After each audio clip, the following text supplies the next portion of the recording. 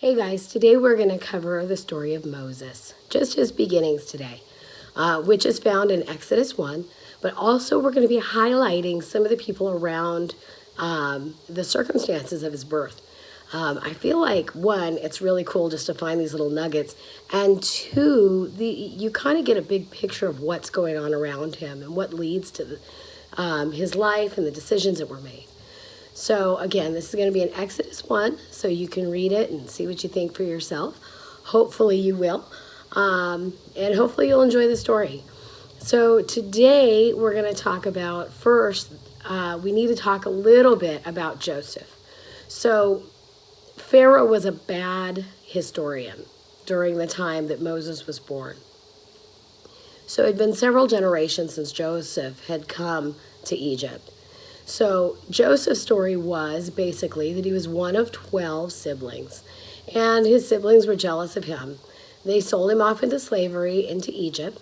He became a servant to Potiphar. Potiphar's wife had the hots for Joseph, basically put his job in jeopardy, and he ended up going to prison. In prison, even still, he was blessed. He was blessed in Potiphar's house up until the point of the wife, and even in prison. Anything he did that he put his hand to, God blessed him.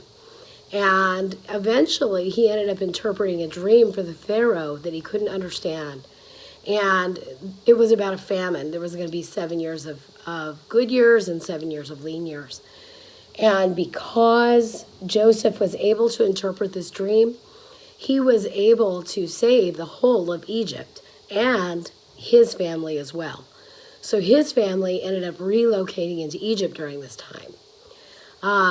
Now, the Pharaoh that was in place during the time that Moses was born was a bad student of history. He didn't remember why the Hebrews were there exactly and what they had done for Egypt. Instead, he was insecure. He saw their numbers and he was like, oh my goodness, if war broke out, these guys would take the other side and leave. Which there goes a lot of his economy. There goes a lot of the people that do labor. So for him, it's a very practical thing, but also insecurity is just wreaking on him. So he decided that he would go ahead and enslave the population and make them work hard. And he thought this should at least slow down their population. Wrong. God blessed them anyways, and they were still able, even tired, to go home and procreate. So they had just more and more. It was like the harder the work got and the more he oppressed him, the more babies they had. They were just multiplying. So it made him super insecure.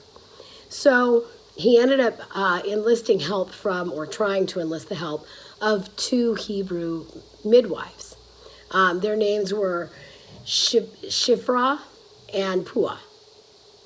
Now, these 2 women held the Hebrew morals. And in general, obviously the 10 Commandments weren't written then, but life is sacred. And because life is sacred, they couldn't do what Pharaoh asked. Pharaoh asked them that when you go and deliver, if it's a daughter, let it live. And if it's a son, basically he wanted them to commit infanticide. He said, I want you to kill all of the boys. Well, they couldn't bring themselves to do it. So he had noticed that there were more and more and more boys being born. He called them on the carpet for it. And it's very interesting how they got around this. What they did is he said, I've noticed that there are boys being born. Would you care to explain? And they said, well, these Hebrew women, they're just so hardy. They can just about drop their babies anywhere. They have them before we can even get to them. And so he saw that obviously this was not going to be help. God did bless them anyways. God blessed them with their own families because they refused to take life. So anyways, that's one step. So the next step is that if he couldn't create a noose around the population that way, and hard labor wasn't helping, his next step was to take life. You see the incremental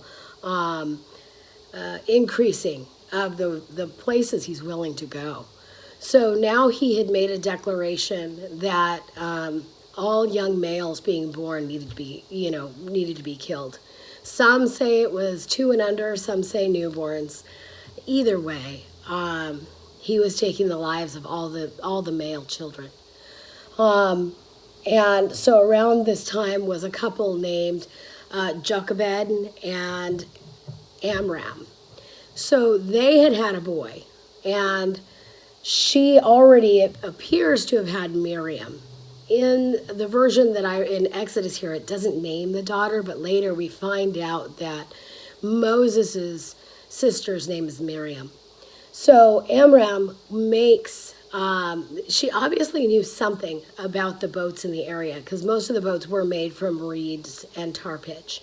So she makes this baby-sized boat out of these reeds and waterproofs it and lets it go. And when she lets it go, Miriam, or the sister, watches where the boat goes, watches where it ends up. And what's interesting with Moses' mom and with these 2 midwives is we see the courage that they have. This is something that they can't openly defy the law or the Pharaoh, but they do what they can to not conflict with their morals.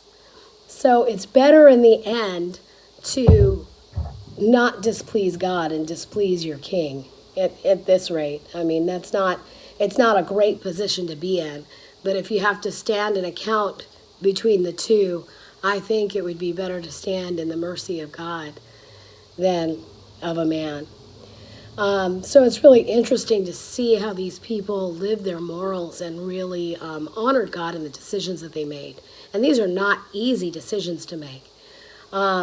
For Amram, she's giving up her son and just trusting that God will take care of him. It's a huge, huge, huge leap of faith.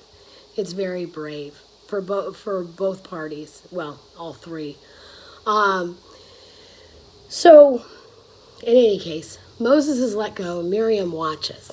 And the timing, I'm not certain if Amram knew that the princess would be out bathing or not at that time. I imagine, we all know when our neighbors come and go from their homes, roughly, we know, like, if somebody doesn't belong in our neighborhood. These are things that are just basic being aware of your surroundings. So she may have planned it that way. I'm not certain. But in any case, she let him go, and he had gone to these reeds. He drifted into these reeds kind of by where she was, and she had heard some crying, and she sent one of her maids out to go and get the little boat and see what was in there. And as soon as she saw him crying, she had pity on him, it says. And Miriam, just being in the right place at the right time, says, "Hey, would you like me to fetch a Hebrew woman to nurse him?" And she said, "Yes, please." So Moses was allowed to go back home and be weaned, basically nurse until he was old enough to eat real food. And then he was returned back to the palace. And during this time, he was educated and adopted as the princess's very own. So we see right here, this is kind of interesting though, that he was weaned by his own mom and he was still involved with the family. The family was still in periphery of the palace. So I don't know if that says anything about their status or where they were, but God did move graciously in all of this. And it was interesting to see the bravery that had to be taken during that time. So in our next episode, we'll cover Moses in kind of his younger adult age, and we'll see what happens next. All right, thank you.